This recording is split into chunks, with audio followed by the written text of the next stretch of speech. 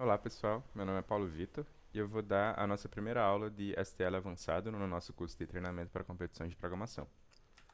Nessa aula, a gente vai ver algumas estruturas um pouco mais avançadas da STL, que a STL disponibiliza, e a gente começa com a seguinte pergunta: será que vale a pena mesmo aprender mais estruturas?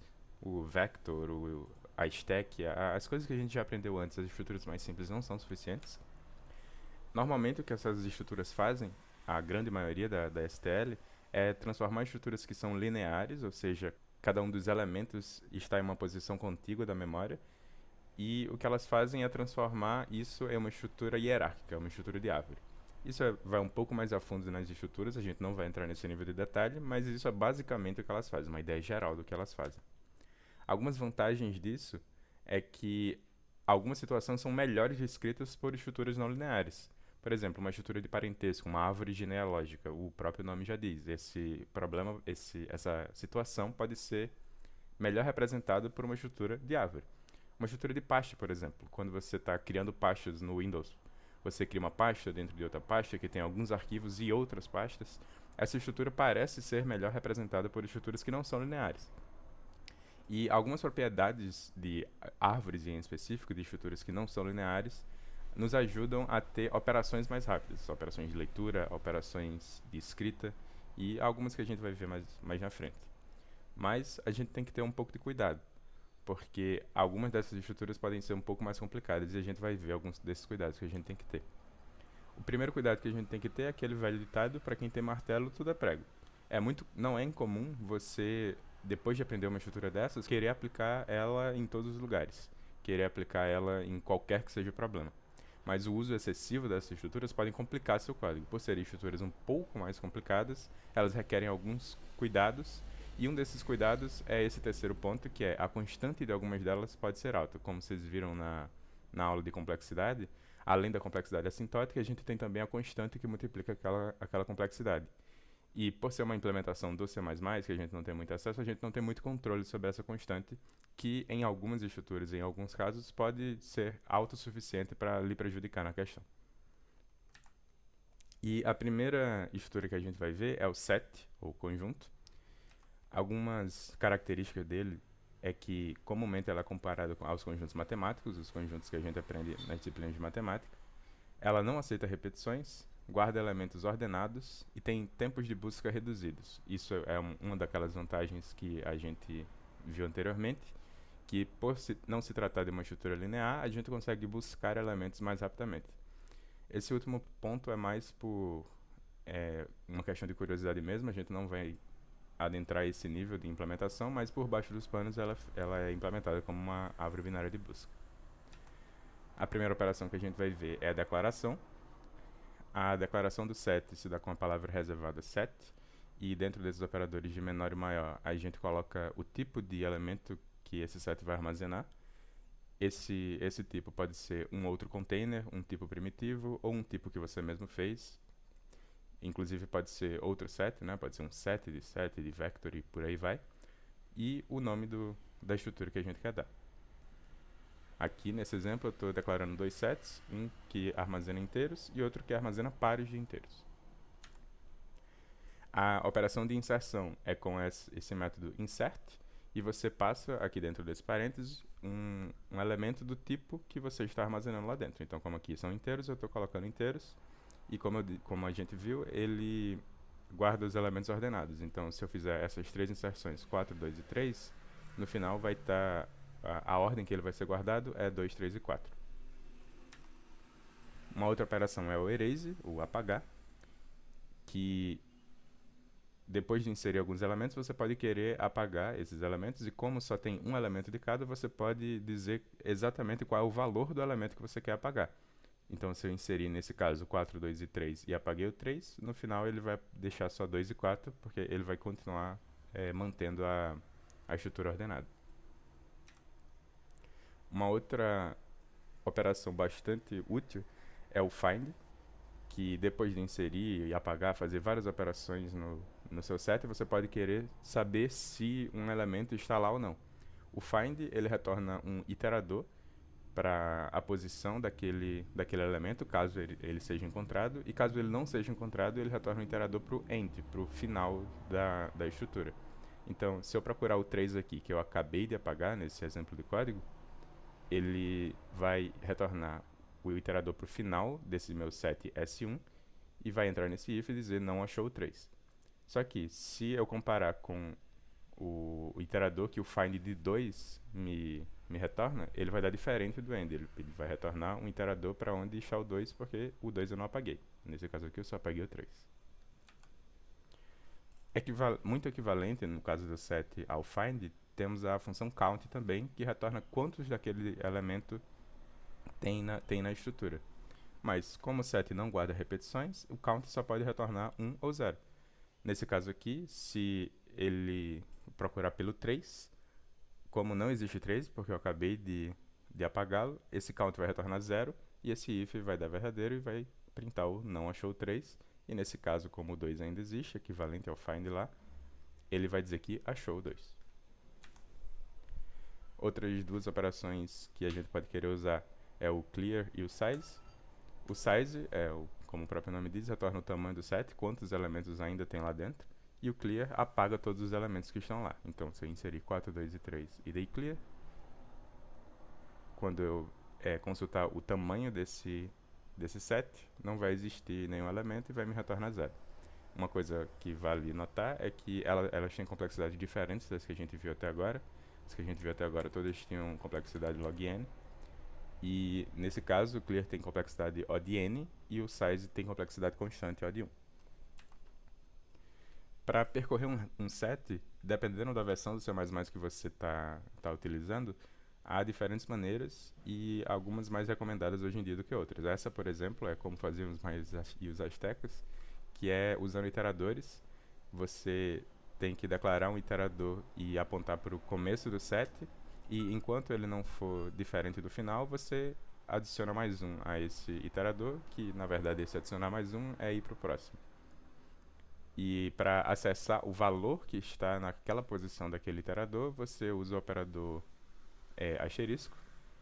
E essa aqui é uma forma menos usada hoje em dia de percorrer um set. Nesse caso aqui, ele vai mostrar os números 1, 2, 6 e 32, porque, lembrando, ele guarda os números ordenados.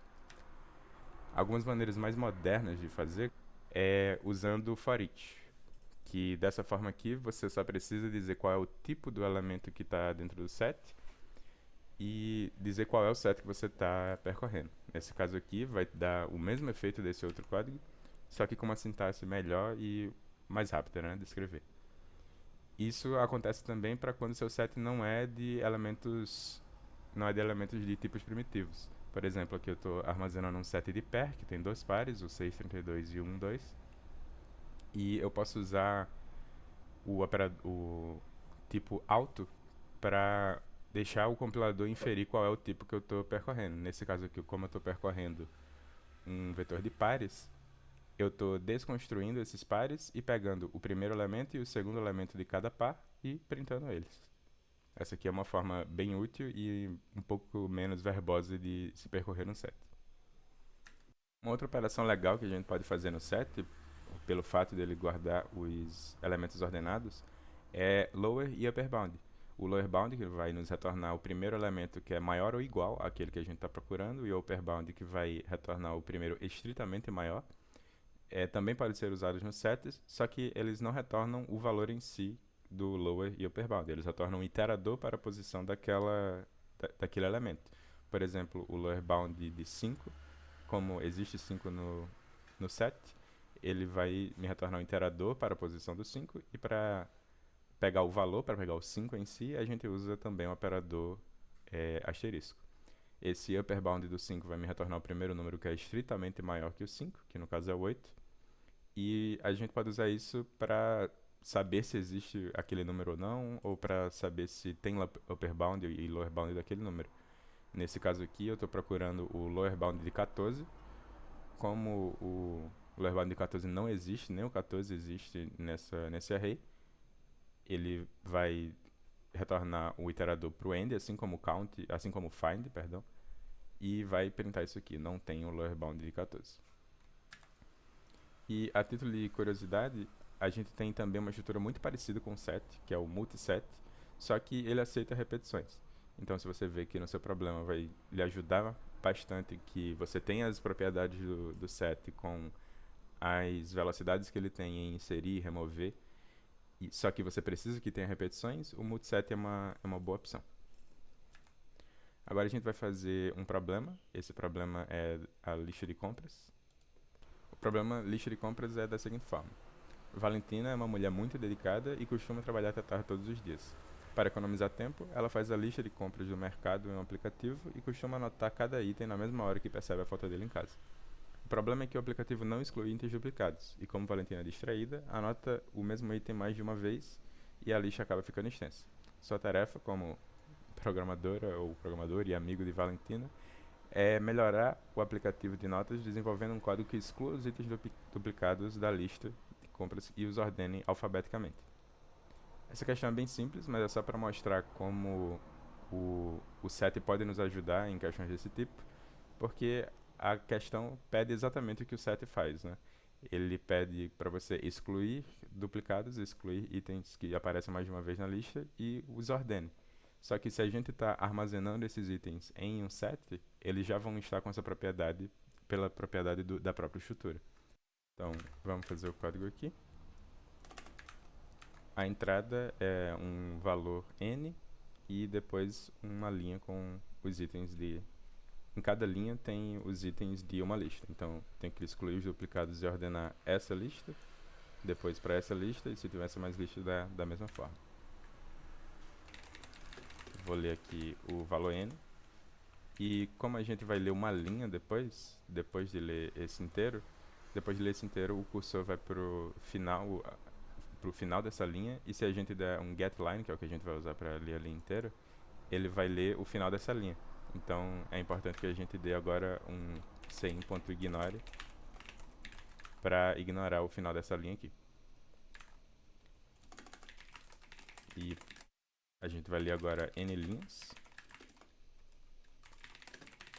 Vou declarar aqui uma string para armazenar a linha que a gente está lendo. Vou usar o getLine para ler essa linha. E agora a gente precisa separar essa linha em cada um dos elementos. E a gente vai ler a linha inteira como uma string só. E toda vez que a gente vê um espaço, quer dizer que a gente viu uma palavra inteira, um item da lista. Vamos armazenar ele e colocar no nosso set. Vou declarar o set aqui, no caso é um set de strings. Vou chamar ele de compras. Vou armazenar uma string que é a current, o item atual que eu estou construindo, porque a gente vai ler caractere a caractere. Vou passar por cada um dos caracteres dessa linha. Se esse caractere for um espaço, é porque a gente chegou no final de o nome de um item inteiro. Por exemplo, a gente leu C-A-R-N-E e chegou nesse caractere espaço, quer dizer que na nossa string current a gente já vai ter armazenado esse item carne. Então eu vou colocar ele na lista de compras com a função insert. E caso contrário, eu vou só adicionar o caractere atual na minha string current. E só tem que lembrar também de resetar o current, porque depois de ver que a gente leu carne, por exemplo, agora a gente vai ler esse item laranja, e para isso a gente precisa resetar a variável current. Só tem uma coisa que a gente tem que se atentar, que como a gente só está colocando na lista ao ver um espaço, a gente vai acabar não colocando o último item da lista, porque não tem um espaço depois dele, né? Tem uma quebra de linha. Então uma coisa que a gente pode fazer é no final desse laço for, a gente vai estar armazenando o último item e a gente vai armazenar ele também.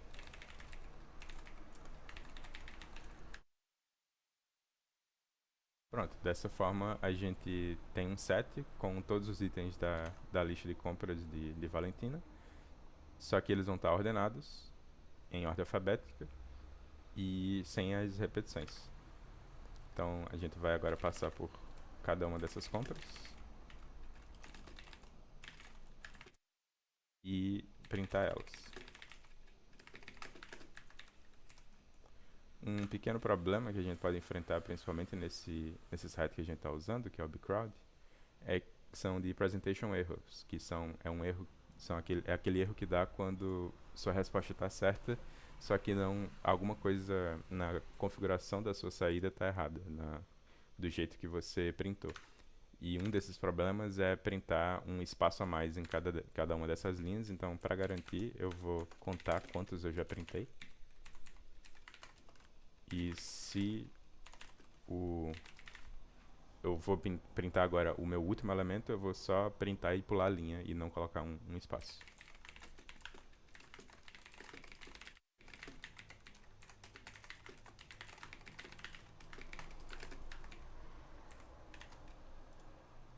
E além disso, a gente vai precisar somar mais um, né? Porque a gente acabou de ler mais um elemento da lista de compras. Vou rodar ele aqui com essa entrada.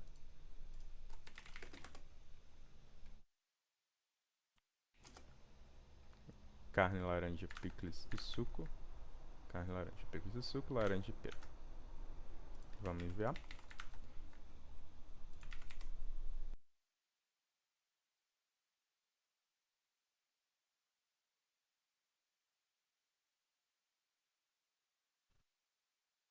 E passou. Bem, essa foi nossa aula e aguardo vocês na nossa próxima aula, onde a gente vai ver a estrutura MAP.